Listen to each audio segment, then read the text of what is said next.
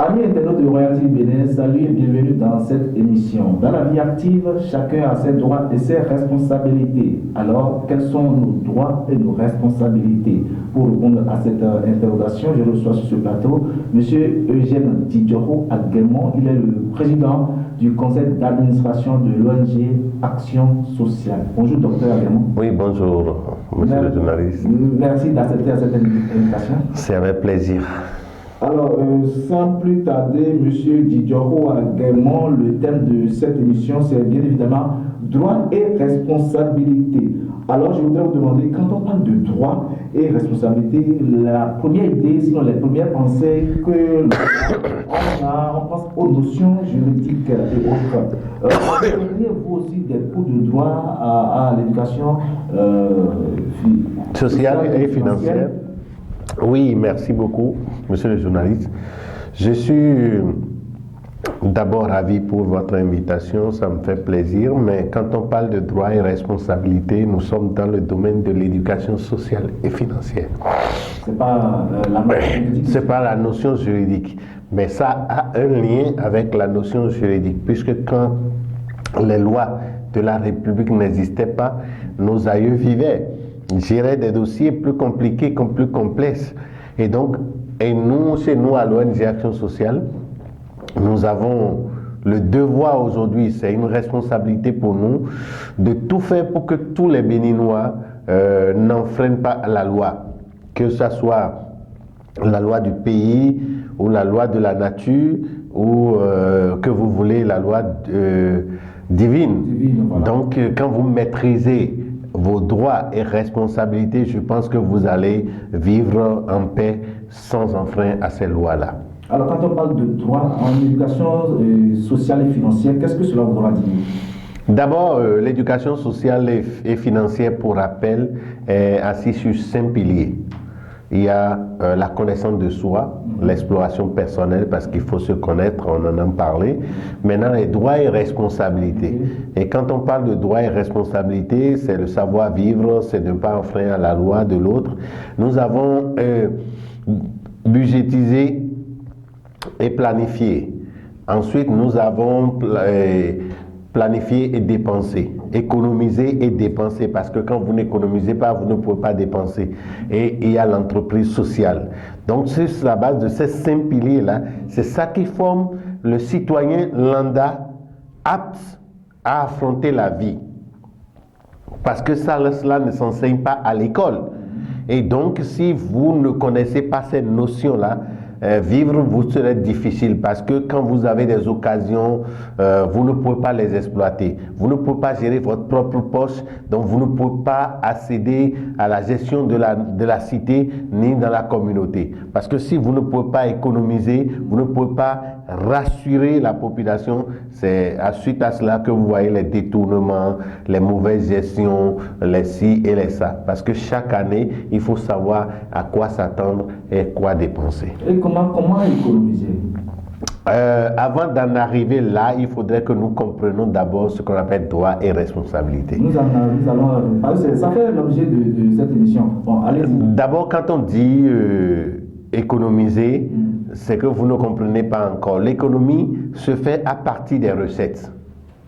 Parce qu'il faut savoir écrire son budget. Oui. Ce que nous avons fait le 1er janvier 2024. On sait déjà qu'on aura 12 mois de salaire, on aura 12 mois de paiement de loyer, 12 mois d'achat de carburation pour sa moto, de réparation, d'assurer la santé des enfants. Et c'est le reliquat maintenant qu'on divise peut-être par 10 pour économiser. Et tout le monde n'est pas salarié, c'est là le problème. Mais vous recevez de l'argent. Le salaire, en réalité, c'est un mot technique. Non, sinon, vous faites des recettes. Peu importe d'où vient l'argent. Même les élèves font des recettes parce que vous leur donnez le petit déjeuner. C'est une recette. Donc, ils doivent savoir combien ils prennent par mois et pour l'année. Alors, combien je dois manger, combien je dois économiser. Parce qu'en cas de qu'est-ce qu'il y a, je peux faire des photocopies sans demander à papa. Donc, tout ça là, il doit calculer et puis le reste maintenant c'est ça qui fait son économie. Ça c'est une notion qu'on va peut-être développer plus parce que la dernière fois on a déjà parlé de ça. Nous allons revenir maintenant sur le thème de cette émission qui est le droit et la responsabilité. Le défaut que nous avons aujourd'hui c'est quoi? Tout le monde a de droits mais ils n'ont pas de responsabilité. Ah bon? Oui. Comment? On pense que c'est partout qu'on a le droit. Partout on a le droit. Si je suis ici, dans ce studio, je peux en même temps mettre de la musique. C'est votre droit? Oui, pour moi c'est mon droit parce que vous m'avez invité, donc je peux faire ce que je veux. Alors que ici déjà, on sait que je suis là pour parler aux internautes. Uniquement. Donc, si je fais autre chose, c'est que j'enfreins déjà à la loi d'ici. La loi qui est prescrite ici. Si dans cette maison, d'autres personnes mettent de la musique, est-ce qu'on pourra travailler? Ça peut pas aller. On sait que l'État béninois, par exemple, c'est qu'à partir de midi, l'heure de la pause, il n'y a pas de pollution sonore. À partir de 22 heures, il n'y a pas. Mais chez toi, jusqu'à 6 heures du matin, tu pollues l'environnement. Tu enfreins la loi. Quand tu quittes à Djohou pour Porto Novo et que tu laisses ton côté et tu vas emprunter la voie de ceux qui viennent de Porto Novo vers Djohou. Et mais en fait, on le fait même avec arrogance en disant voilà, c'est moi aujourd'hui parce que j'ai bu une bouteille de bière. Mon bombe le torse pour faire ce qui n'est pas faisable. Alors donc, les droits et devoirs s'accompagnent. Il n'y a pas de droit sans devoir. Quand vous ne faites pas vos droits et que vous ne faites pas vos devoirs, vous ne pouvez pas réclamer vos droits. Les deux s'accompagnent. Les deux se complètent. Donc, dans l'éducation sociale et financière, si vous ne pouvez pas respecter, c'est-à-dire vous avez fait votre budget, vous devez le respecter. C'est vous-même qui l'avez fait, hein? Mais ça s'impose à vous. Et à partir de cet instant, dès que vous dites que ce mois-ci, je ne vais pas excéder 90% de mon budget de recettes, c'est que vous ne dépassez pas, peu importe la situation. Si par mégarde, on arrive à dépasser ça, qu'est-ce que cela voudra dire? Ça voudra dire que le mois prochain, il faut faire le carême pour quand même compenser ce Il y a ce qu'on appelle des imprévus. Tu as prévu ça? Ah bon? Les imprévus, il y a un pourcentage pour les imprévus dans le budget. Il y a un pourcentage pour l'économie.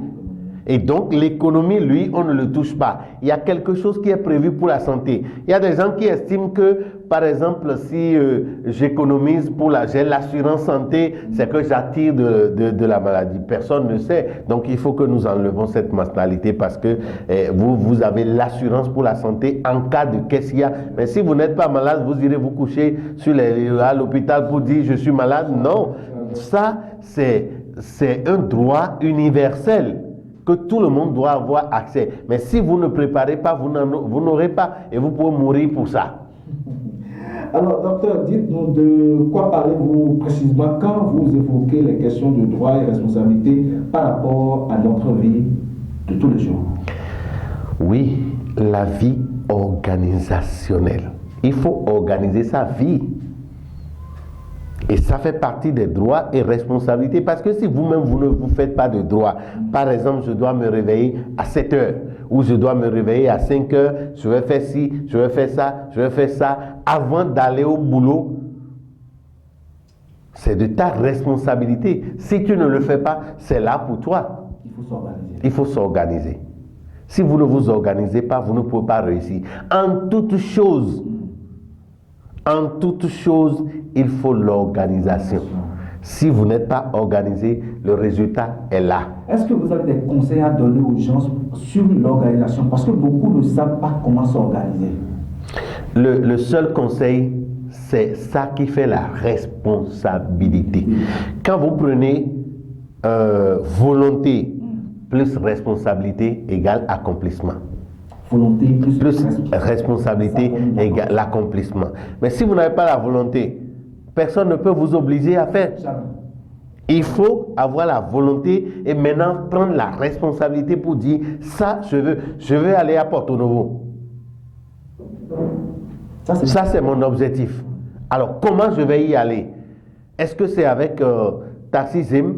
Est-ce que je veux marcher? Est-ce que je veux faire autostop? Est-ce que... Et maintenant, je prends la responsabilité sur la décision que j'ai prise. C'est simple que ça. Mais si vous n'avez pas... vous ne prenez pas vos responsabilités face à chaque situation, vous allez toujours passer à côté. Ces gens-là qui n'ont pas assez de responsabilité, autant pour moi, on les voit, bon, ces gens-là, mais comment ils sont? Ils n'ont pas de... Ils ne vivent pas. Ils ne vivent pas. Ils souffrent. Ah, donc vous comprenez ce que je dis? Oui, je comprends. Ils souffrent, ceux-là souffrent. Ils sont malheureux. Et c'est eux qui deviennent méchants, qui deviennent aigris, qui deviennent jaloux. Parce que lui, au moment où il doit le faire, ils ne le font pas. Ils estiment que, par exemple, un enfant de 30 ans ou 40 ans qui dit à son papa, oui, j'ai besoin d'acheter voiture, et que c'est son papa qui va travailler pour lui donner voiture. C'est pas logique. Hein? Et quand on lui paie la voiture, il l'entretient. Il ne peut pas. Il ne peut pas puisque sa sueur n'est pas là. Il n'a pas assuré ça. Il n'a pas souffert pour en acquérir. C'est un don. Et vous allez voir, en majorité, dans la majorité des cas, tout ce qu'on donne n'apporte rien. C'est de l'enjoliver. Ce que tu as avec ta propre sueur, c'est ça qui donne on entretient ça correctement et les preuves sont là aujourd'hui. On a envie de le conserver, on a envie de l'entretenir, on a envie quand même de le garder jalousement parce que c'est souvenir. C'est à croire qu'un bien mal acquis ne profite pas. Ça c'est normal, c'est logique. Ça fait partie de la loi de la nature. Quand vous n'avez pas souffert pour avoir quelque part, regarde les héritiers.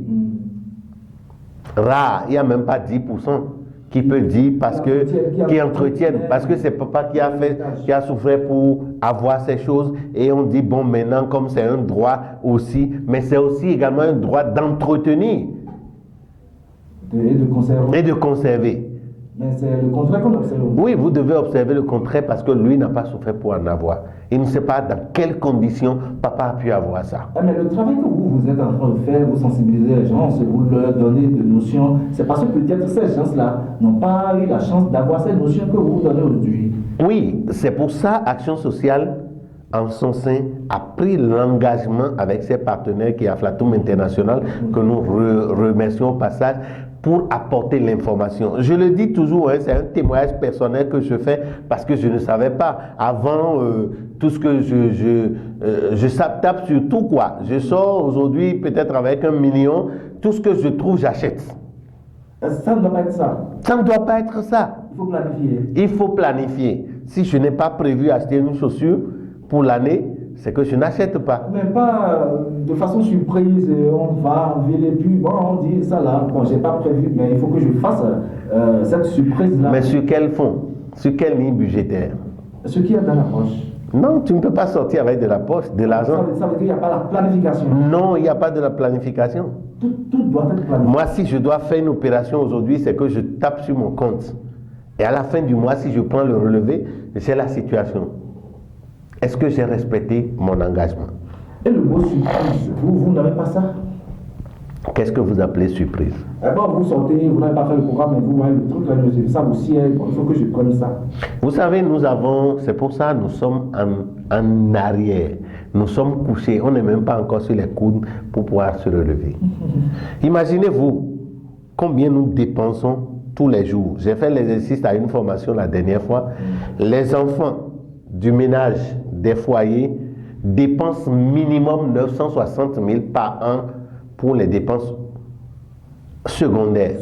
J'appelle ça dépenses secondaires parce qu'ils doivent acheter le crédit, ils doivent faire les cheveux, ils doivent acheter les par-dessus, ils doivent acheter, tailler les ongles et tout ça. On a fait. Et si vous avez 4 enfants qui dépensent 960 000 sous votre toit chaque année, voyez combien ça fait? 960 000, c'est beaucoup. C'est beaucoup. Vous avez 4 enfants. Fois 4. Fois 4. 3 millions. 3 millions et quelques qui sortent. et vous ne le savez pas, mais pourtant vous dites que vous êtes pauvre.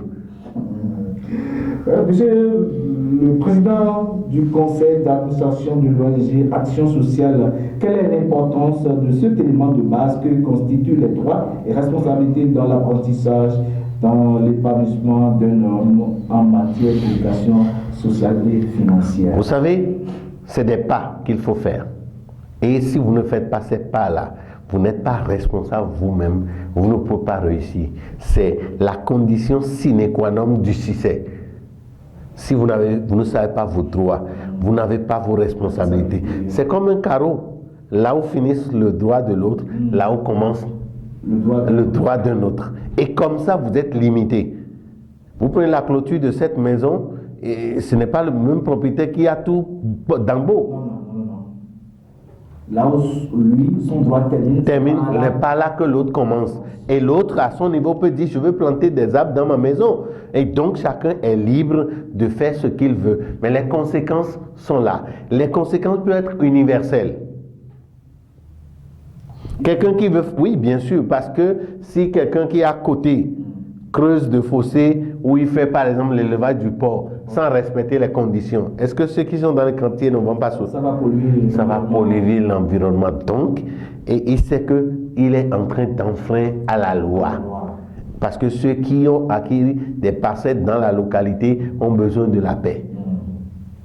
De respirer de l'air pur. Donc, si lui doit faire l'élevage, c'est qu'il sort de ce milieu-là pour aller où il n'y a pas, ce qui est non résidentiel. Il peut aller créer sa ferme. Voilà, quelque part, il fait son travail, il est seul et consort. Dès qu'il voit que encore c'est devenu habitable, il pousse encore ailleurs. Donc, dans ce contexte, tous ceux qui sont... Regardez, un exemple, hein, on a parlé de l'élevage du porc. D'accord? Il est en conflit avec tous ceux qui sont dans son environnement. Comment il va vendre? Il y aura problème de marché. Il y aura problème de vente. Parce que celui qui est à côté de lui peut en parler à quelqu'un d'autre va en parler à quelqu'un d'autre. Voilà qu'il est en conflit avec tout le monde. Ces bêtes ne sont même pas en sécurité. Ils ne sont pas en sécurité parce que ça peut être empoisonné, ça peut être... donc voilà autant de choses. C'est simple de respecter les droits et devoirs de chacun pour que cette communauté... Parce qu'en réalité, l'éducation sociale et financière recommande la vie en communauté. Il n'y a pas de John Brice dans une communauté. Chacun joue son rôle, chacun joue sa partition et la communauté est en paix. Docteur Aguemon Eugène Tidjoro, quels sont les outils de base dans l'enseignement des droits et de responsabilités? Dites-nous. J'ai parlé de volonté, j'ai parlé de responsabilité, j'ai parlé de la vie en communauté. La vie en communauté, dites-vous, mais on constate que quand c'est une association, ce n'est pas souvent difficile parce que la volonté de l'un n'est souvent pas celle de l'autre.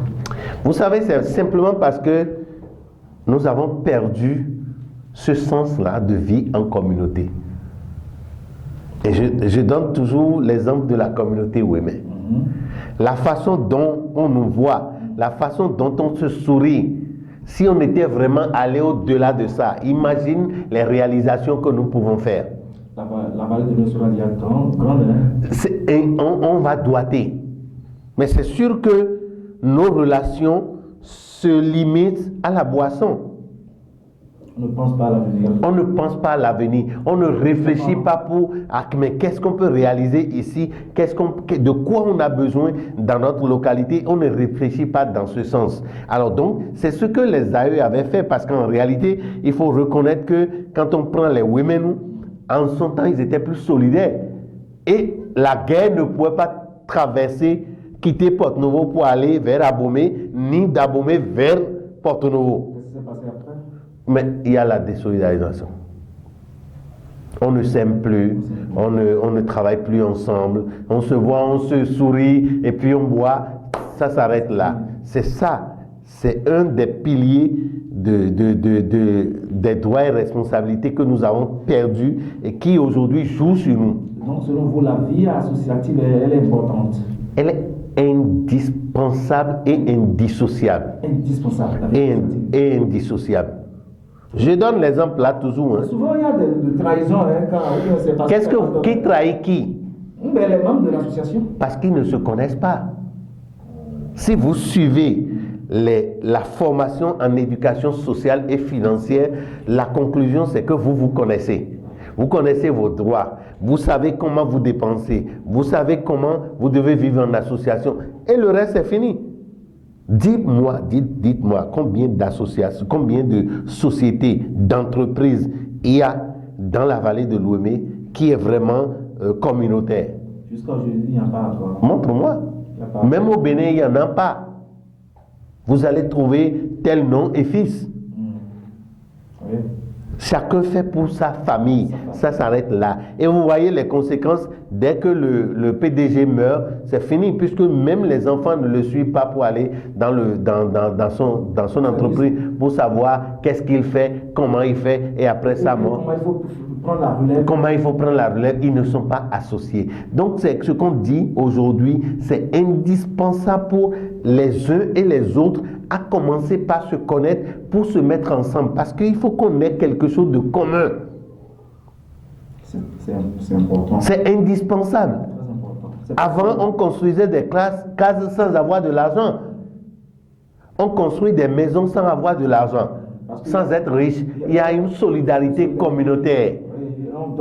On allait au champ de Inks aujourd'hui, après c'est mercredi prochain c'est chez Inks. Mais aujourd'hui, on va te dire non, mercredi, 2 semaines déjà, moi, mes maïs ne seront pas au même. Donc voilà les calculs que nous faisons qui fait que nous avons perdu tout. Mais tout ça là aujourd'hui, la possibilité existe à retourner à la source pour commencer par travailler. Parce que ce que moi je n'ai pas j'ai chez moi, que je n'utilise pas, alors que toi tu en as besoin. Si tu dois acheter ça chez moi. D'accord? Et moi je te vends cher. Le jour où j'aurai besoin de quelque chose chez toi, c'est la même, tu vas m'appliquer la loi que je t'ai appliquée, les règles que je t'ai appliquées. C'est ce qui fait que nous souffrons aujourd'hui.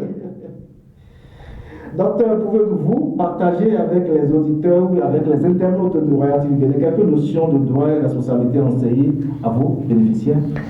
Je vous l'ai dit, c'est nécessaire aujourd'hui de travailler en communauté. C'est nécessaire de respecter ses droits. Le code de la route n'existe pas pour rien. Chacun doit respecter. Il y a des endroits où tu ne dois pas klaxonner. Il y a des endroits où tu ne dois pas faire plus de 60 km/h.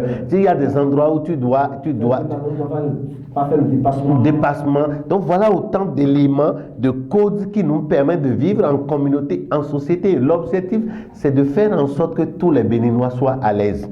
Je vais loin en donnant l'exemple là. Vous savez, quand vous avez l'habitude, c'est votre habitude de prendre une bouteille de bière tous les soirs avant d'aller à la maison. La bouteille de bière, c'est 600 francs. D'accord? Si vous le faites en une semaine, 6 fois 7, ça fait 42. 4200. En un mois, ça fait déjà 16 000, 17 000 et quelques. En un an, vous avez déjà dépassé 200 000. Mais il peut arriver où quelqu'un va vous voir là, ah non, mon frère, comment ça va? Tu achètes un. Oui. Vous voyez? Donc vous jetez 200 000 en l'air par an, sans le savoir. C'est autre chose. C'est vrai, c'est pertinent. Hein? Vous comprenez un peu? Il y a des gens qui disent que l'agent de ciment achète le ciment. Désolé, c'est qu'ils n'ont pas une planification. Ah bon? Si on doit faire témoignage de l'éducation sociale, je suis un exemple. J'en connais plein aujourd'hui qui peuvent faire, parce que l'éducation sociale te pousse à des réalisations, à faire des choses pour que toi-même tu puisses sentir. Docteur, nous sommes pratiquement à la fin de cette émission, mais avant je voudrais vous demander... C'est rapide, hein? C'est le temps. On travaille sur le temps ici. Vous le savez bien. Bien sûr. Vous n'êtes pas novice. Time is money. Time is money, comme le disent les Anglais. Je voudrais que vous nous fassiez une brève aperçu sur votre PTA 2024 de l'éducation sociale. Merci beaucoup. Je crois que ce PTA a été travaillé, a été étoffé le vendredi passé, qui a été adopté d'ailleurs déjà par le conseil d'administration. Et quand on prend aujourd'hui l'ONG Action Sociale qui en février aura 25 ans d'existence, nous avons Ça va encore. se célébrer.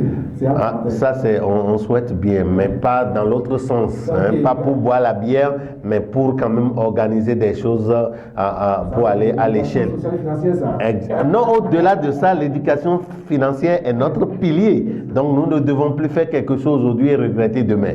Donc, au-delà de ça, nous allons commencer la mise en œuvre de nos activités. Il est prévu de donner cette formation aux jeunes entreprises. On a fait l'année dernière 2 grandes formations, mais cette année, on ira à plus de 4 ou 5 où on va former les jeunes entrepreneurs pour éviter les faillites. Dans les entreprises, parce que les entreprises meurent faute de connaissances.